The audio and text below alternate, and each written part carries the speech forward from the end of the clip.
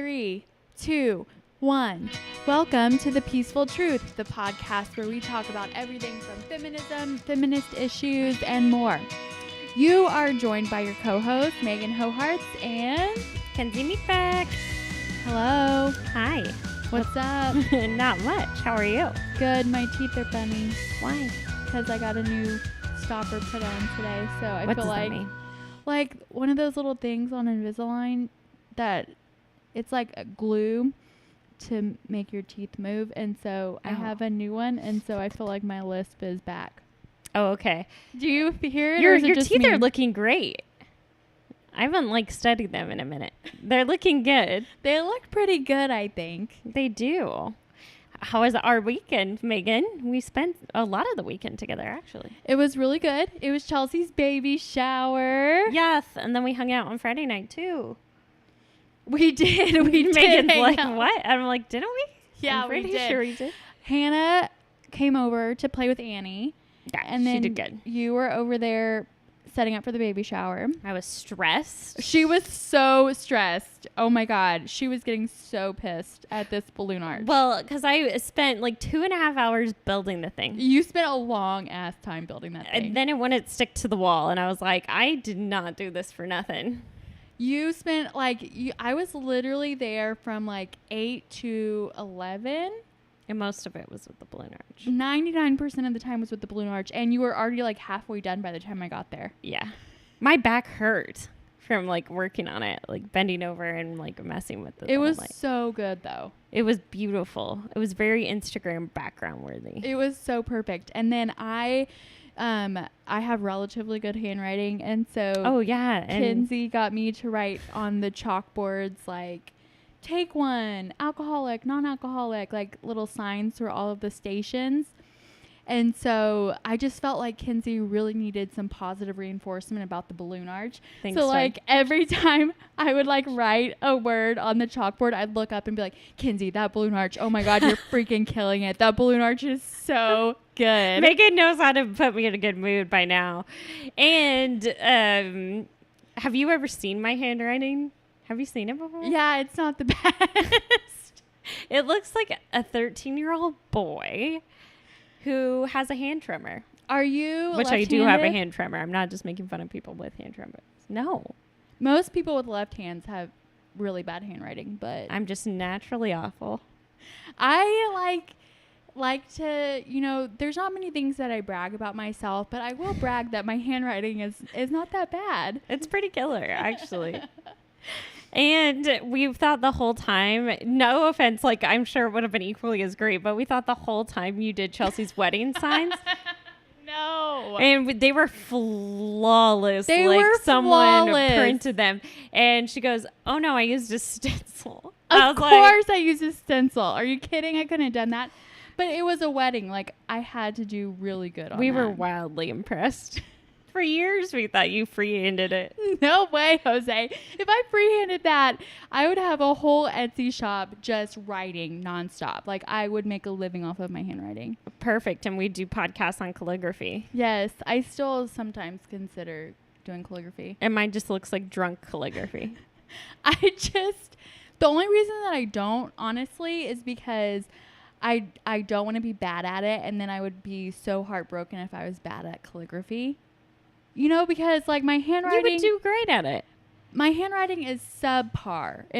Wait, That's not true. does subpar mean good or bad? Bad. Oh, my handwriting is above par. Par is good. Okay, above par. When you hit a par in golf, and so subpar would be below. So if my handwriting is good, that means my handwriting is above par.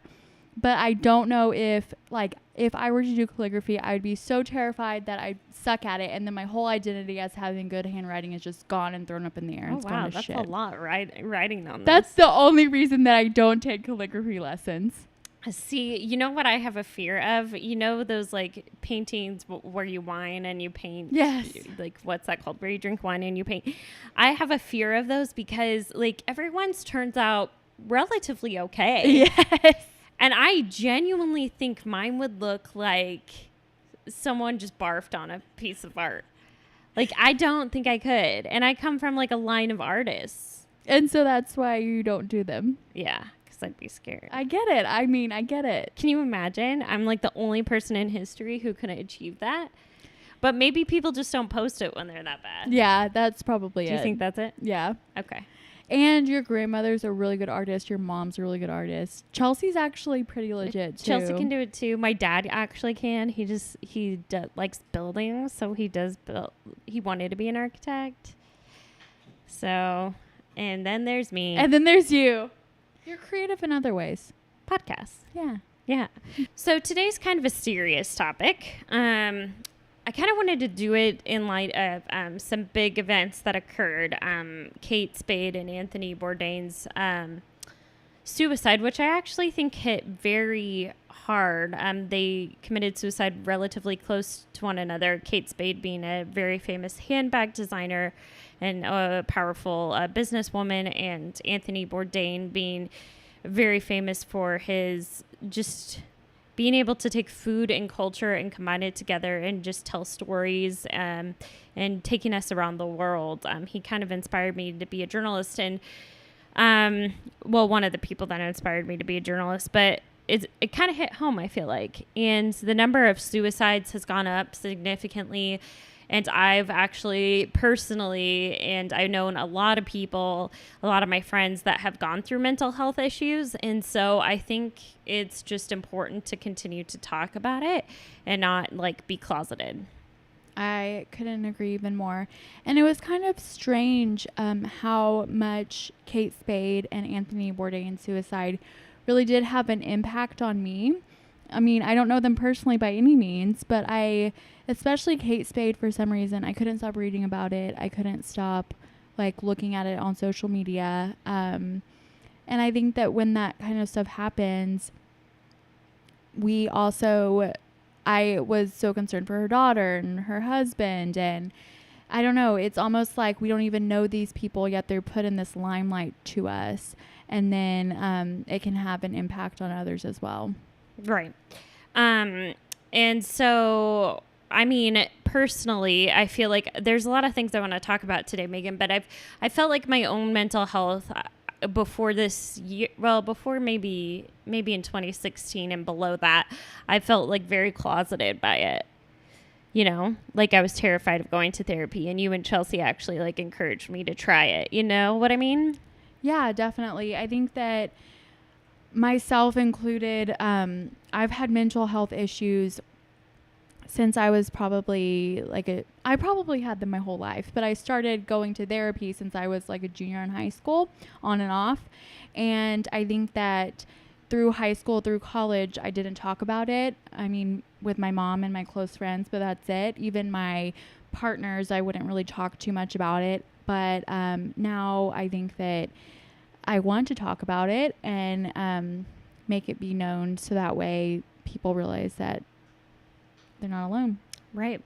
Some of the things I wanted to discuss, what do you think the culture is around like having a mental illness or just mental health in general? What do you feel like the culture and the stigma is behind that? Like what the negative is what I'm talking about mainly. Yeah, I think that we don't talk about it enough. And I also think that if you have a physical illness, it's like, oh, that person can't control it. Or take cancer, for instance.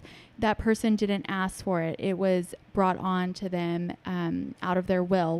Whereas mental illness, I don't think has the same thought. Like maybe people think, oh, they're doing it to themselves. Or if they would have made a different choice and at some point in their life, this wouldn't be happening to them.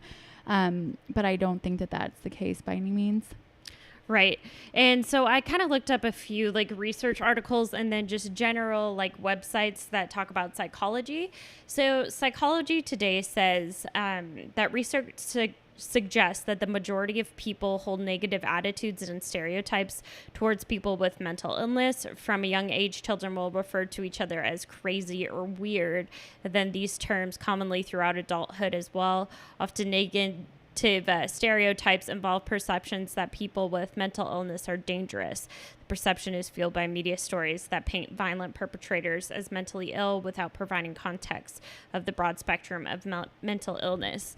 Like even before this podcast, and I like went ugh when I said it in my head, I like looked at you and I go, my hair looks like crap today. And I like looked at Megan and I was like, do I look insane? Like, it's like that common language. Right. You know what I mean? It's also, I mean, this goes back to many episodes that we've done in the past about words that we use. I know that we talked about slut and bitch and those types of words and how we use those in everyday life and how we can kind of talk about it more to switch the perception. And so this also is in the same line, calling people crazy, saying, do I look insane? Does my hair look crazy? Like just little tiny things like that we don't even realize that we're doing in the first place.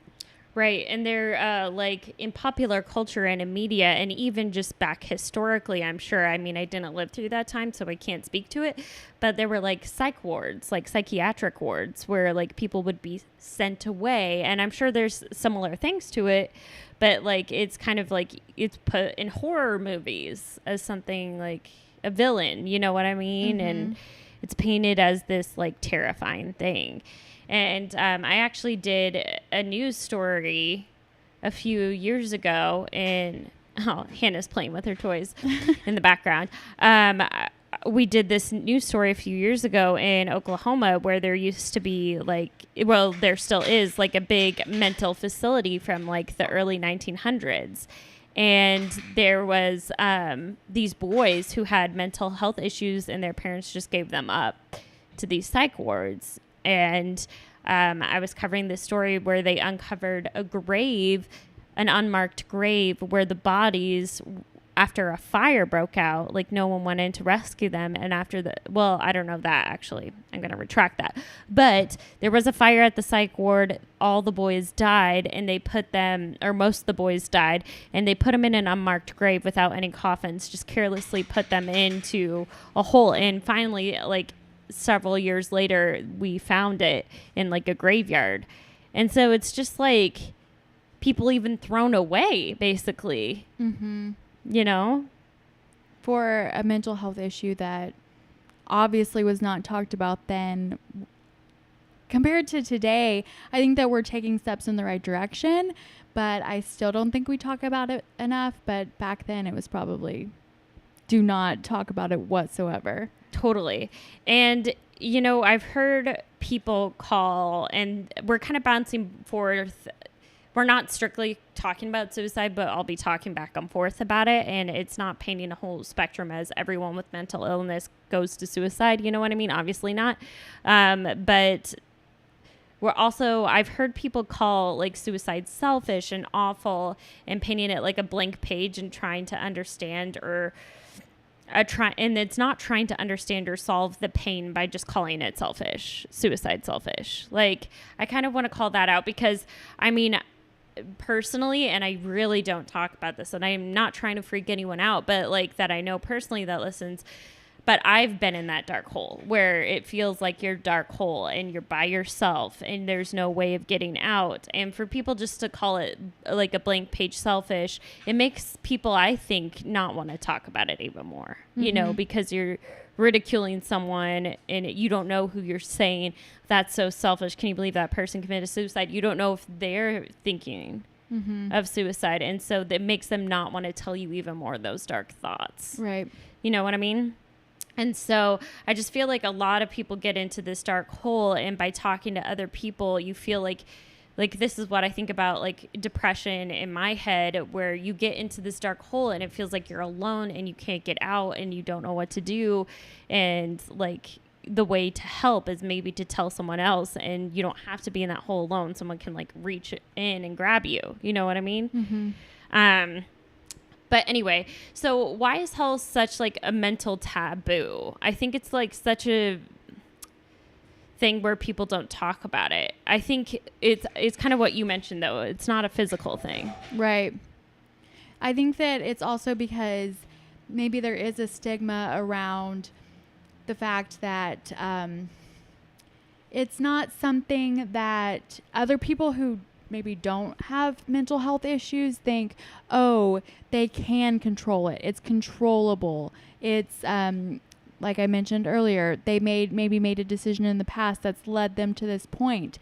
Whereas physical illness, truly isn't controllable. I think that maybe sometimes the perception is that mental health is controllable, and you can control your thoughts and you can control your emotions and how you react to those things. And I think that if more people knew that, hey, I can't control my OCD or my anxiety or my depression or whatever it may be, it's like a chemical imbalance of the brain, then that could be more of a light. Yeah. And I think being aware, like, I know everyone's like, oh, this world is so PC. But I mean, like, imagine if people do have OCD, and I hear people say all the time, oh, I'm so OCD. Or like, oh, I'm just going to kill myself. You know what I mean? Mm-hmm. And they're not serious. Yeah. You know, that's things like that that make it not great. So what could happen if it's not addressed? What do you feel like could happen if mental health issues aren't addressed? Like someone just goes...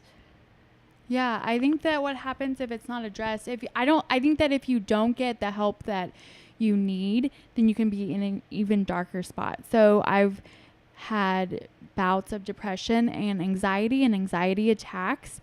And if I don't get the professional help from a therapist, those patterns extend longer than necessary, or the anxiety attack is even worse than it was the last time. And so they just kind of roll over and boil over, and one thing leads to another, and you do end up in that dark hole that you were mentioning. And I think that with the help of a therapist, with the help of, I've been on medication in the past, I think that then the anxiety attacks become less frequent, or maybe not nearly as severe or not nearly as long. Maybe they were, 5 minutes. Now they're only a minute. And it just helps so much to get the professional help, as well as, for me, medication was needed. And so I think that in the end, it's a really, really rough time when it's there. But after getting the help that I need, then I can be in a better spot. 100%. I feel like if people aren't helped, they could self-medicate by maybe through alcohol or drugs. Mm-hmm. I think they could hurt themselves or others because they're too afraid to say something until it gets to that point. Another thing from Psychology Today is further, as people begin to experience symptoms of their mental health conditions, such as anxiety or depression, stigma may cause people to try to avoid, separate, or suppress these feelings, all of which has been linked to worsening the well-being. Another quote from an academic article called Understanding the Impact of Stigma on People with Mental Illness by Patrick Corrigan and Amy C. Watson is on the... They are challenged by the stereotypes and prejudice, I guess, people with mental health illness. Sorry, I lost my place. And prejudice that result from misconceptions about mental illness. As a result, both people with mental illnesses are robbed of the opportunities that define a quality of life, like a good job, safe housing, satisfactory healthcare, and an affliction with a diverse group of people. Whoa. So anyway, we think it's important to talk about, I guess, just so that it... So you don't feel quite as alone. Yeah. Just talking about it to one person can even help a lot. A ton. And benefits of therapy, you don't have to have a mental illness to go to therapy. No. The stigma of therapy, I think, is that people are weak. Do you feel like that? Or something has to be wrong, but happy people can go. Yeah. And I also would like to point out that just because you went to a therapist 10 years ago and it didn't help you then, doesn't mean that it won't help you now. I think that it's one of those things where it's like, okay, maybe at that time in your life, you hadn't found the right person, because the right person and the right therapy approach makes a huge difference. And so I know some people in my life will say, oh, I tried therapy. I think I've said that. Tried it junior year of high school for 2 sessions. I'm like, no, you need to commit to 2 sessions isn't going to do crap, to be quite frank.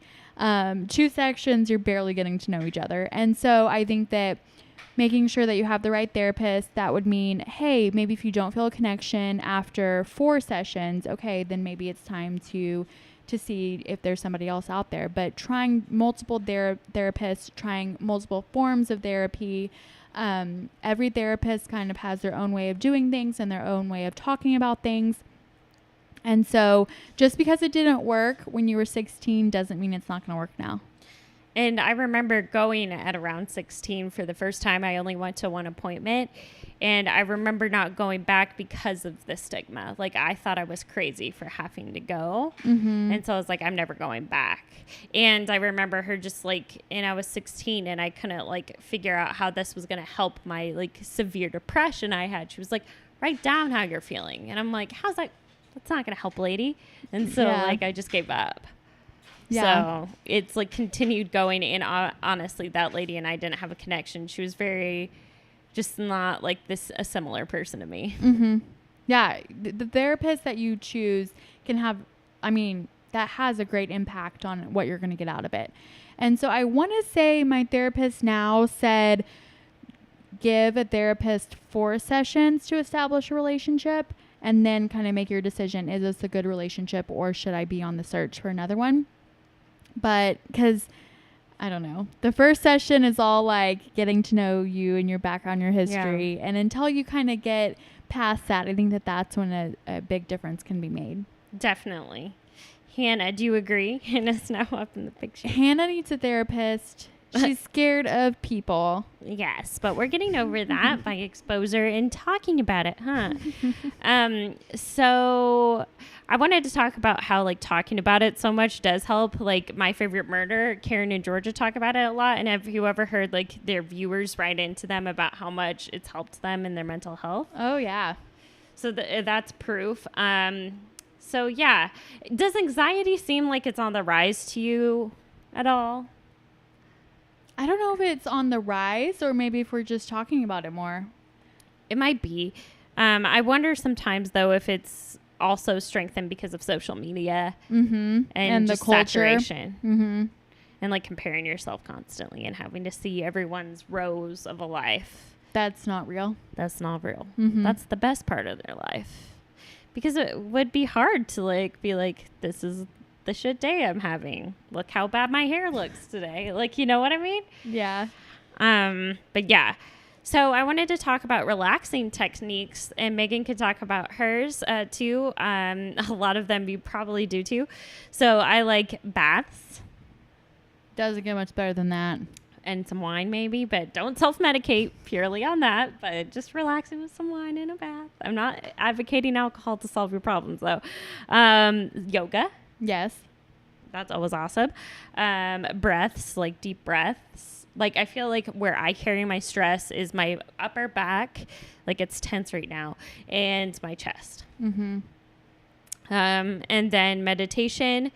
And another thing my therapist taught me to relax is like, first you, it's like all about your senses. So first you like spot 5 things that you see. Like right now I see a lamp. Right now I see the reflection of the city skyline, the TV, a lamp. And so you just like point out things to yourself. And this is like techniques to kind of bring you back to reality if you're kind of going into a dark place. Another thing is like listening to 4 things, feeling 3 things, tasting a few things, you know what I mean? And then you'll kind of like, once you get to 1, you like are kind of back. That's an awesome technique.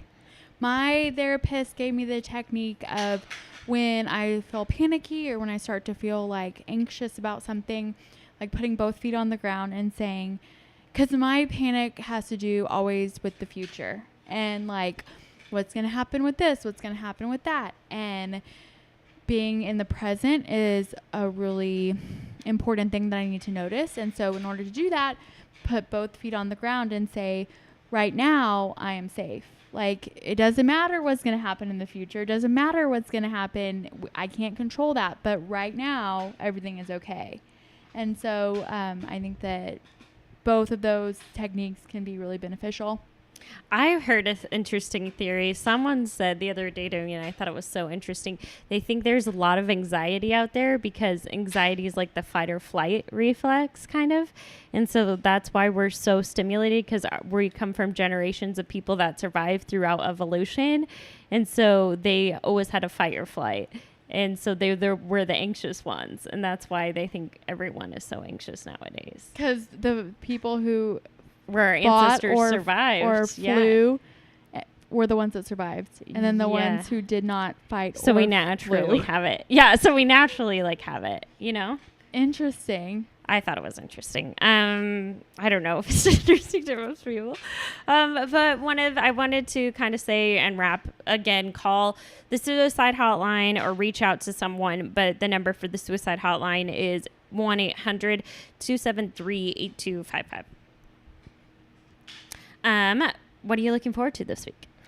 I am looking forward to going to Vancouver. I haven't been. It's the best place. I'm going to see Vance Joy. What's that? He is a singer, and one of my favorites. I want really? to say he's from London. He's from England. He's I haven't heard of him. I think you probably heard one of his songs. I'll play it for you. Oh, cool. But I'm really excited. I also just want to do a quick mention of the Pride Parade that was on Sunday. I got to witness some of it, and I think that it was just a great show of collaboration, people coming together from all different ages, races, sexual orientations. And I think that it was just a great way for Seattle to come together. I know. I want to go next year for sure. Yeah. What am I looking forward to this week? Ooh. I'm continuing looking forward to summer. I have 2 people that are gonna come visit me soon. 2 of my childhood best friends, Cody and Emily. Oh, cool. Emily's coming in a few weeks. So yeah, so I'm really excited. But is she gonna stay with Chelsea? I have no idea. I need to ask. So when is Cody coming? In 19 days, I think. July, then. Yeah. Are they coming the same time? No. Separate times? Yeah. Emily's he's mid-month. Emily's the end. Maybe would he want to be on our podcast? I think he would. We're putting him on the spot definitely right now. Whoa. But he definitely would, I bet. Okay. He is a feminist for sure. Okay, I really want to meet this guy. He's my spirit animal. Okay. Well, we love you. Thanks for sticking with us and have a wonderful week. Bye.